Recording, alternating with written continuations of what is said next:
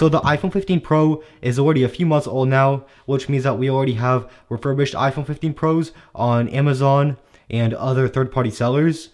So in this video, we're going to be taking a look at a refurbished iPhone 15 Pro that I got. This is not from Amazon refurbished, it's from someone else on Amazon.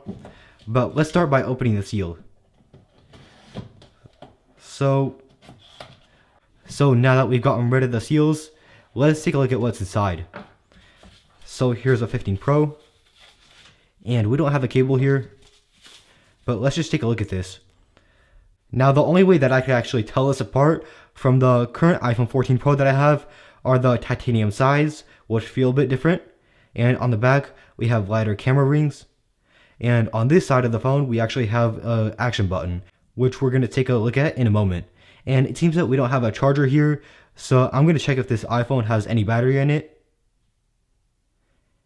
And it seems that it does. So I'm going to go ahead and set up the iPhone 15 Pro, and then we're going to go forward from there. Now, I just went through the setup screen, and this phone is definitely legit. There's no reason to believe that it's fake. It's running really smoothly, and there's no extra black bezels on the outside.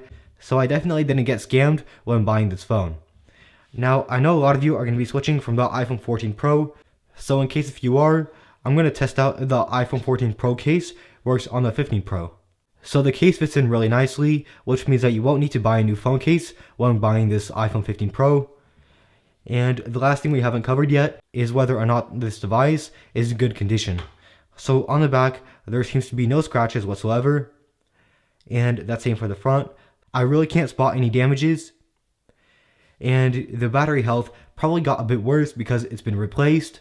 Unfortunately, if we go into the battery section in settings, it won't tell us how much battery life we actually have. And that's really all there is for deciding on whether or not to get a renewed iPhone 15 Pro. And let's now talk about whether this device is worth getting renewed. So if battery is a huge issue to you, I would recommend that you don't get it renewed. You should probably get it brand new from Apple. But if you don't care as much about that, then I definitely recommend getting this from a third-party seller, renewed, because it does come in really high condition. So that's really all there is to cover about the renewed iPhone 15 Pro.